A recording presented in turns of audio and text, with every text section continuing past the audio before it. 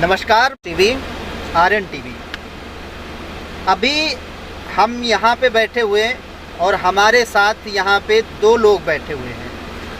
एक जिला अध्यक्ष हैं हिंदू जन जागरण मंच के गोरस प्रांत और दूसरे गोरस प्रांत के ही प्रभारी हैं।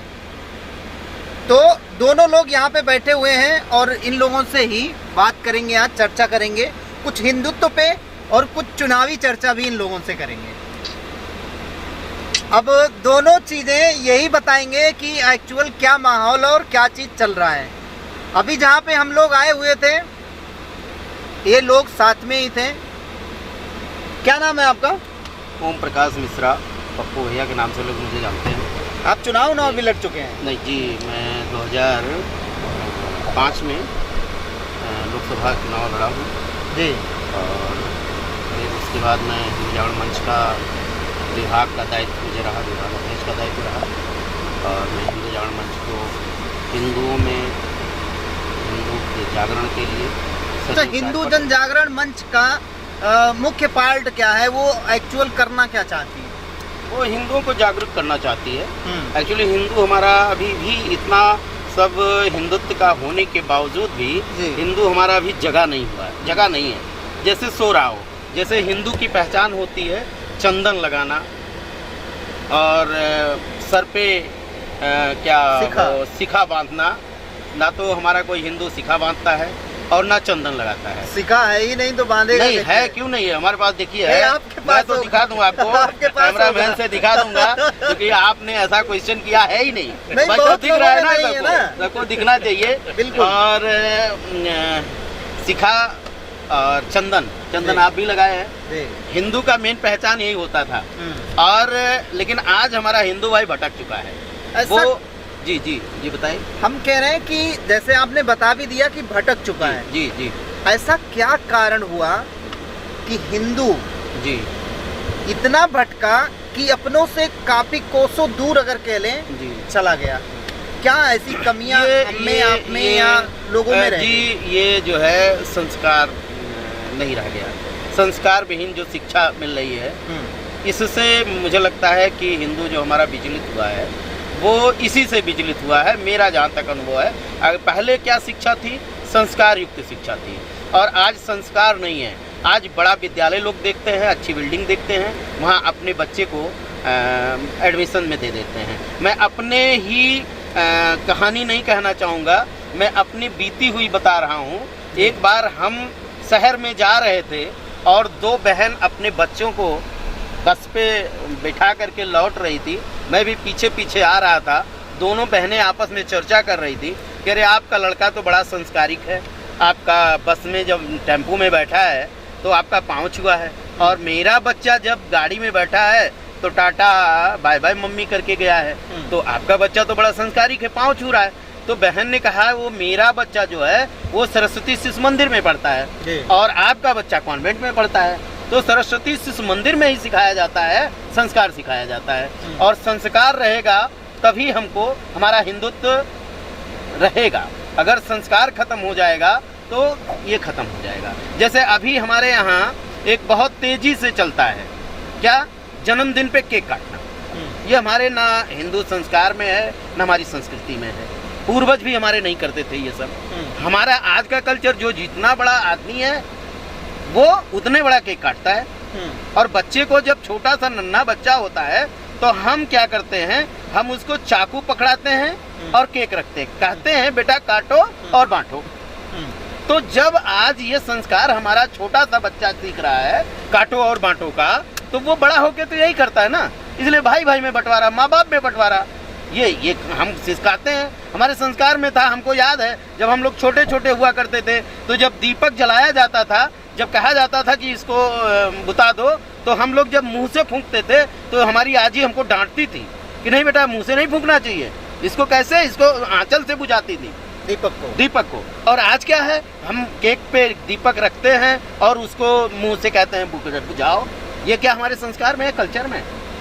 इसीलिए हमारा हिंदुत्व खत्म हो रहा है। हम कहते हैं कि आप अपने जन्मदिन पर एक वृक्ष लगा दो, पर्यावरण के लिए भी अच्छा रहेगा और आपके काम में भी आएगा। हम कह रहे हैं अगर मेरी उम्र आज 50 साल की है, अगर मैं एक वृक्ष हर साल लगाया तो 50 वृक्ष मेरे पास तैयार हो जाएंगे।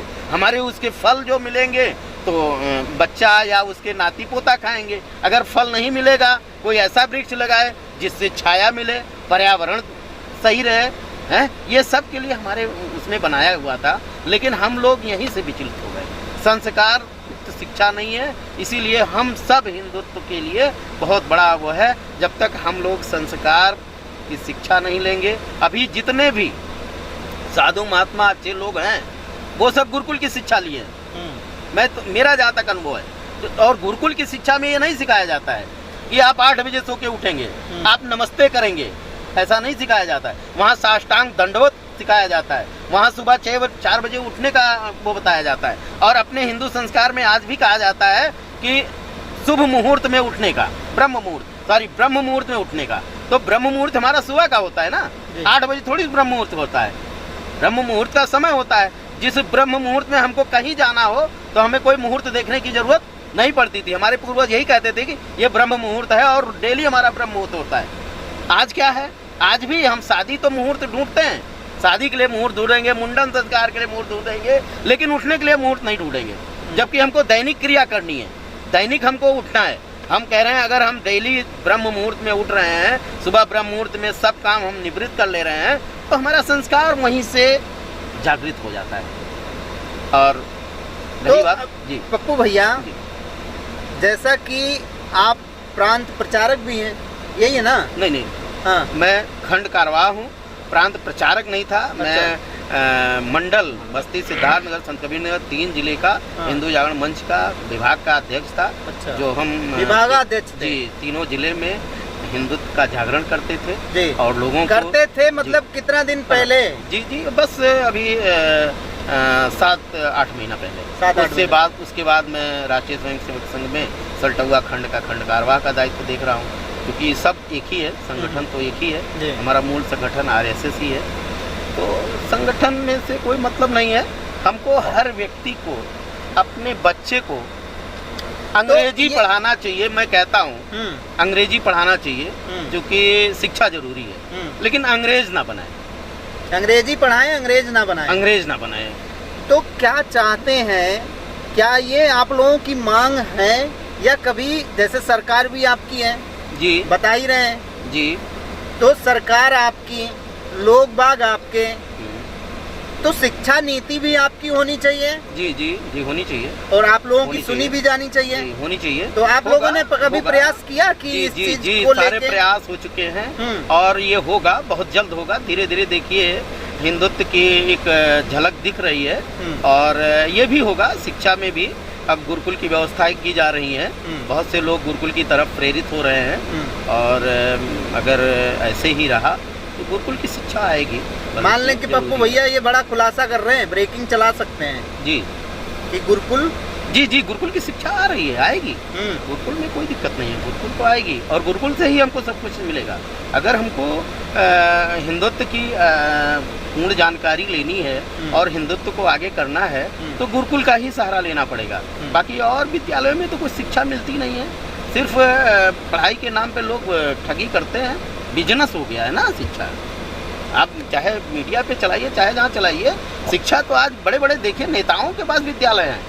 आप किसी विद्यालय में जाइए, आज बेचारे अभी कोरोना काल में देखिए कितने अभिभावकों को लोगों ने बड़ी हिम्मत की है। आप तो क्या हुआ इसमें, हिम्मत की क्या बात है? हिम्मत की बड़ी बात है, चूंकि ये बोलने वाला ऑन कैमरा बड़ा दिलदार मतलब मजबूत दिल वाला व्यक्ति चाहिए, क्योंकि वाकई में जिस तरीके से शिक्षा व्यवस्था को व्यवसाय बना दिया गया है, वाकई में बहुत ही निंदनीय है। और कहीं ना कहीं ये क्वेश्चन मार्क हमेशा सत्ताधारी पार्टी पे भी लगती है, नेताओं पे, विधायक सांसदों पे ये वाकई में लगता रहता है, और पावर पहुंच वाले ही स्कूल चला रहे हैं, ये भी हमेशा लगता रहता है। अच्छा, एक चीज़ और बताइए पप्पू भैया, जिस तरीके से स्कूलों को व्यावसायिक रूप से चलाया जा रहा है, बनाया जा रहा है, यहाँ तक कि खुद के उनके अपने मनमर्जी की किताबें, अपने मनमर्जी की वहाँ पे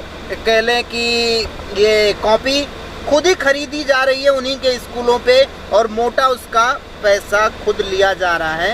इस पे क्या कहना आपका? इसमें सरकार की, जैसे आपने कहा, सरकार को उतना दोषी हम इसलिए नहीं कहेंगे क्योंकि अभिभावक ही चाहता है कि हमारा बच्चा बहुत बड़ी बिल्डिंग हो, वहाँ हम पढ़ाएं, और हमारा बच्चा कहते हैं कौन सा स्कूल बहुत बढ़िया है उसमें हम एडमिशन कराएंगे। तो जो विद्यालय बहुत अच्छा, मतलब शिक्षा से मतलब नहीं है उनको किससे मतलब है, बिल्डिंग बढ़िया बनी होनी चाहिए। अच्छा। हमारे विद्यालय में सुविधा क्या मिल रही है बच्चे को, एसी लगा है कि नहीं लगा है, पंखे में पढ़ता है।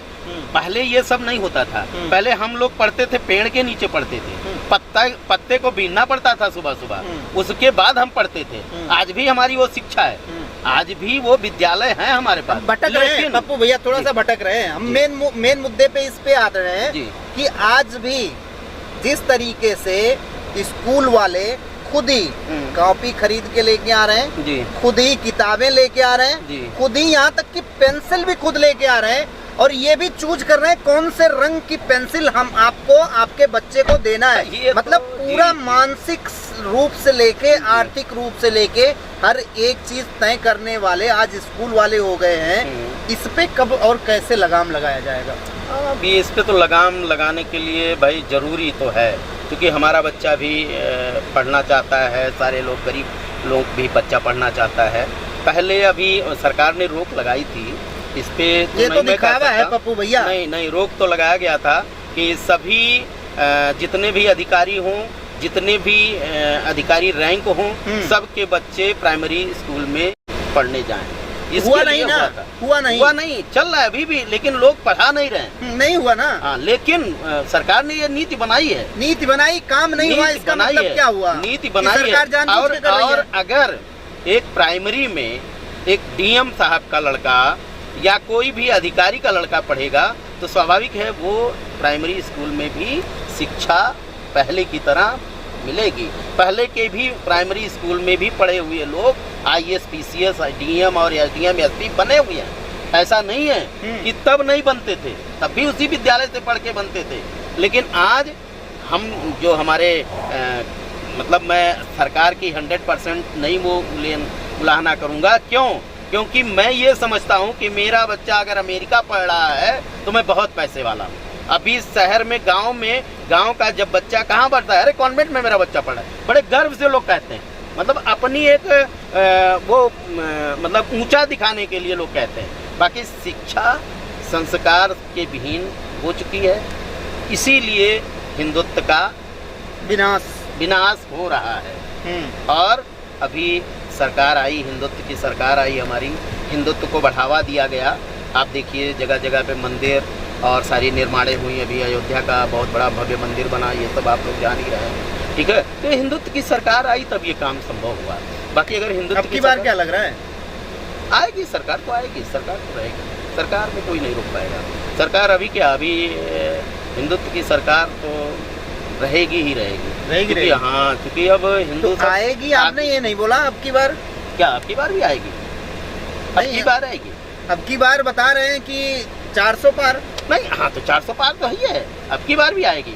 400 पार आएगी और हिंदुत्व की सरकार रहेगी, क्योंकि अब हिंदू हमारा जागरूक हो चुका है, हो रहा है, मतलब 80% हो चुका है। इसलिए अब हिंदुत्व की सरकार आएगी। अब तो लड़ाई भी यही होगी ना। अब जो ऐसी हिंदुत्व की लड़ाई हो रही है, अब हिंदू के नाम पे लोग वोट ले रहे हैं। अच्छा। और हिंदू हमारा जागरूक हो चुका है। जैसे संगठनों ने कार्य किया, ऊंच नीच का भेदभाव खत्म किया।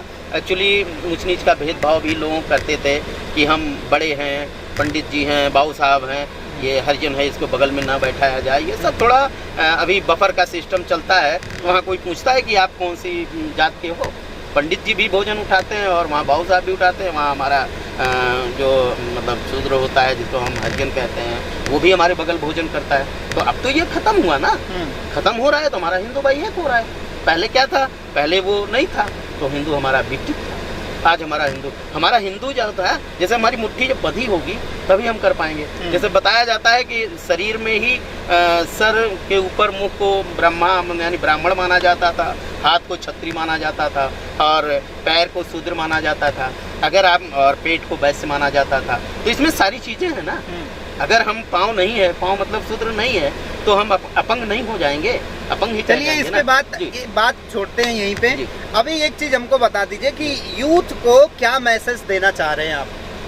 यूथ को मैसेज ये दे रहे हैं, देना चाहते हैं, लेकिन हालांकि मेरे कहने से कोई तैयार ना हो यूथ, चूँकि यूथ आज युवा जो है हमारा वो बहुत विरलेंट हो चुका है। विरलेंट हो चुका है या भटक चुका है? भटक चुका है अपने संस्कार और संस्कृति से।